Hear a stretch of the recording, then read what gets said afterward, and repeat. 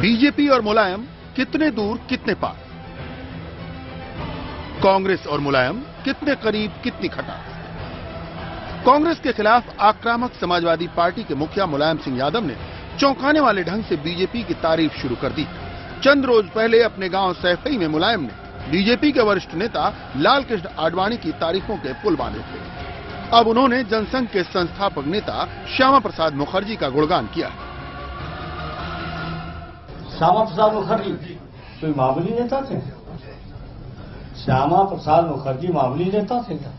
अरे जनसंघ के थे, लेकिन वो लड़ाई लड़े, आजादी के लिए लड़े, शानदार भूमिका उनकी आजादी लड़ी। दरअसल चित्रकूट में बीजेपी की राज्य कार्यकारिणी की बैठक चल रही है। इस बैठक में लालकृष्ण आडवाणी ने समाजवादी नेता राम मनोहर लोहिया की तारीफ की। अतीत के पन्नों से वो ये तथ्य ढूंढ लाए कि लोहिया खुद जनसंघ के राष्ट्रवादी नीतियों के समर्थक थे। जवाब में मुलायम भी उसी रौ में बहते नजर आए। लेकिन बीजेपी नेताओं की तारीफ कर रहे मुलायम का कांग्रेस पर हमला लगातार जारी है। मुलायम ने कहा कि कांग्रेस से लड़ना आसान नहीं है और वो सीबीआई के जरिए मुझे जेल भिजवा सकती है। इससे कांग्रेस सरकार में मामूली बात है।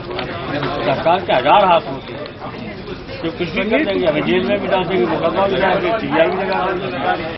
ऐसा नहीं कि मुलायम की इन भाव भंगिमाओं से कांग्रेस सतर्क नहीं है, लेकिन फिलहाल वो उनकी खुद से दूरी और बीजेपी से करीबी की अलग ही व्याख्या कर रही है।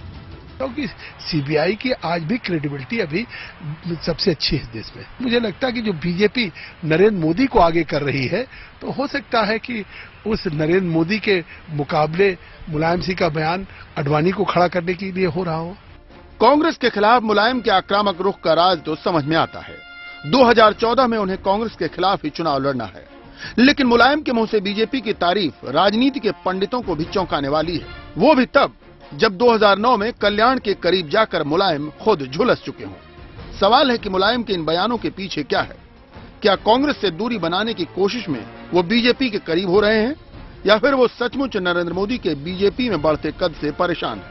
क्या उन्हें आशंका है कि मोदी प्रधानमंत्री पद की दौड़ में आए तो सीधी लड़ाई कांग्रेस बनाम बीजेपी हो जाएगी, या फिर कहीं उनके दिमाग में 1989 का वो फॉर्मूला है जिसके तहत बीजेपी ने वीपी सिंह को बाहर से समर्थन देकर प्रधानमंत्री बनाया था और मुलायम चाहते हो कि अगर कोई संभावना बने तो बीजेपी कांग्रेस के खिलाफ उन्हें प्रधानमंत्री बना दे।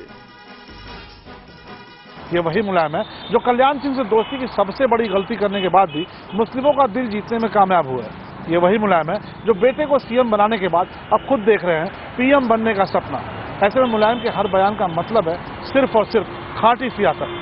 ये ना तो हवा में दिए हुए बयान है, ना ही जुबान फिसलने की गलती से निकले हुए अल्फाज। शलभ मणि त्रिपाठी, लखनऊ, IBN से। और लखनऊ से मेरे साथ जुड़ रहे हैं मेरे सहयोगी मनोज राजन त्रिपाठी। दिल्ली में मौजूद हैं हमारे पॉलिटिकल एडिटर सुकेश रंजन। मनोज, मैं आपसे जानना चाहूंगा, ये राजनीति के अखाड़े में मुलायम कौन सा दांव चल रही है? मुलायम दांव चलने में माहिर है। उनकी एक सबसे परम इच्छा है और ये शायद ये उनके लिए एक आखिरी मौका होगा कि वो पीएम की कुर्सी तक पहुंच जाए। वो हमसे बातचीत करने में कई बार कहते हैं कि लालू यादव ने किस तरीके से टंगड़ी लगाई थी जब वो पीएम बनने ही वाले थे।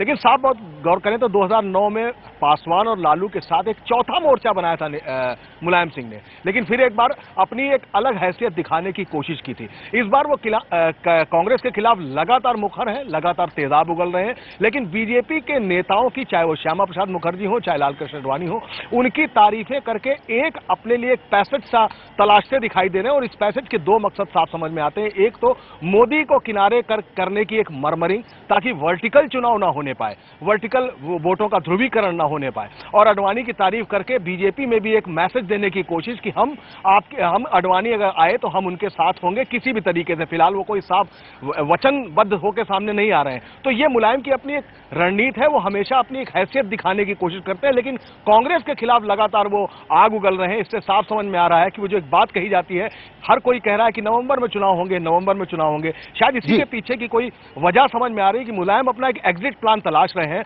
और वो एग्जिट प्लान इसी तरीके से कारगर होगा और एग्जीक्यूट होगा। संदीप। सुकेश, बीजेपी किस तरह से देख रही है इन राजनीतिक कदमों को? बीजेपी की कोई औपचारिक प्रतिक्रिया भी मिल रही है, या दरअसल हमें इसे आडवाणी जो कह रहे हैं या मुलायम जो कह रहे हैं वहां तक महदूद रखना होगा? आडवाणी और मुलायम एक दूसरे से मुखातिब हो रहे हैं, बीजेपी और मुलायम मुखातिब नहीं है एक दूसरे से। नहीं, बीजेपी अब बिल्कुल सही कह रहे हैं। बीजेपी को समाजवादी पार्टी से कोई उम्मीद नहीं है। बहुत दिन से समाजवादी पार्टी के मुखिया मुलायम सिंह जो हैं वो समर्थन देते रहे हैं। अब उनको समर्थन की दरकार है, क्योंकि बिना समर्थन के वो अगली पारी नहीं खेल सकते हैं। जो प्रधानमंत्री बनने की बात उन्होंने सपनों में या अपने ख्वाबों में सजोई हुई है या पहले से वो देखते रहे हैं, वो उनकी एक चाहत रही है। तो वो उसके लिए उनको समर्थन चाहिए होगा। बीजेपी और समाजवादी पार्टी में कोई टैसिट अंडरस्टैंडिंग है, ऐसा भी नहीं है। आडवाणी और मुलायम सिंह में कोई टैसिट अंडरस्टैंडिंग है, ऐसा भी नहीं है। ये मुलायम सिंह का और सिर्फ मुलायम सिंह का एक गेम प्लान है। उन्हें कांग्रेस से चुनाव लड़ना है। समाजवादी पार्टी और कांग्रेस का वोट बैंक अगर आप देखें तो दोनों का वोट बैंक एक है, करीब करीब कम से कम जो अल्पसंख्यक वोट बैंक है, जिसके आधार पर कांग्रेस काफी सीटें उत्तर प्रदेश में जीती थी।